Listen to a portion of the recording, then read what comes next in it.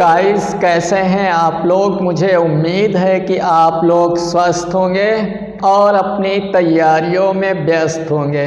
तो आज हम आपके लिए एक बहुत ही महत्वपूर्ण जानकारी देने वाले हैं जो कि भारत का एक राज्य है उड़ीसा।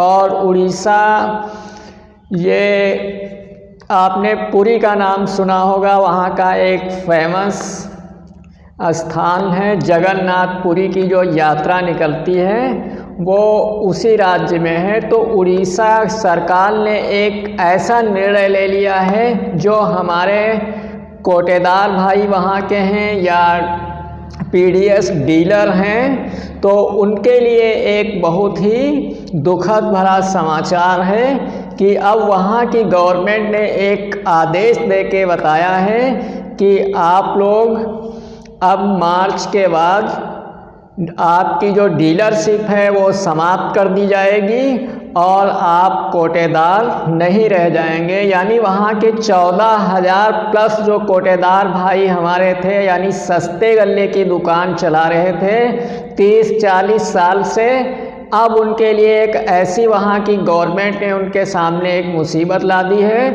कि अब आप लोगों की डीलरशिप जो है वो समाप्त कर दी जाएगी।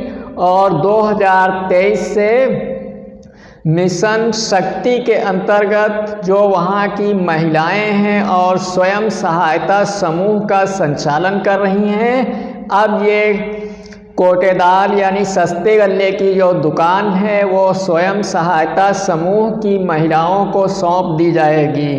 तो हमारा जो वित्तीय वर्ष होता है वो 1 अप्रैल से 31 मार्च तक चलता है, जैसा कि आप सभी को मालूम होगा।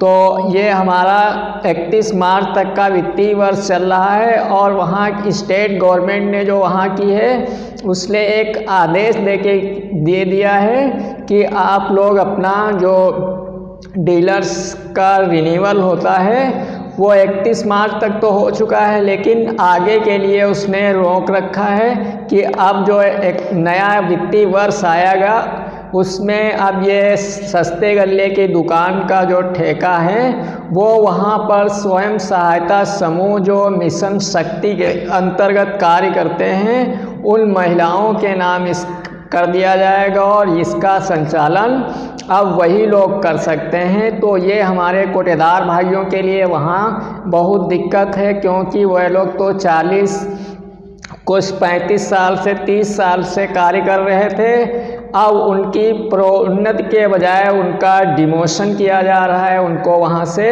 हटाने का कार्य गवर्नमेंट वहाँ की करने जा रही है। तो वहाँ के जो हमारे कोटेदार संघ के जो अध्यक्ष लोग हैं वह लोगों ने मीटिंग की है और मार्च से पहले हाई कोर्ट में जाने का निर्णय लेना पड़ेगा, क्योंकि अगर ये निर्णय नहीं लिया जाता है तो वहाँ के 14,000 प्लस जो कोटेदार भाई हैं उनको जो अपना ये सस्ते गल्ले की दुकान का कार्य था और डीलरशिप थी उनके पास, वो उनसे छीनने वाली है।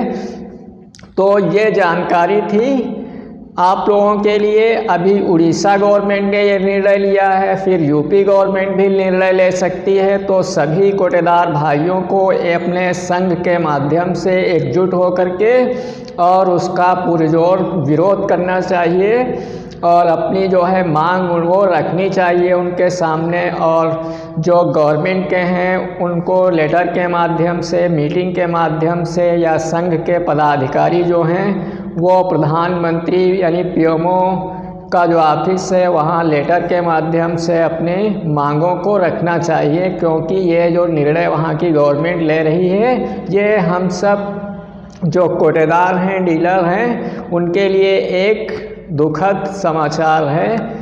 तो उम्मीद करते हैं मेरे द्वारा दी गई जानकारी से आप लोग संतुष्ट हुए होंगे।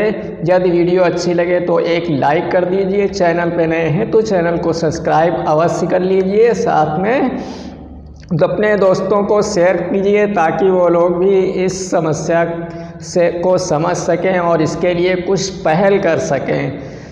वीडियो देखने के लिए बहुत बहुत धन्यवाद। खुश रहो, हंसते रहो, मुस्कुराते रहो। Thank you.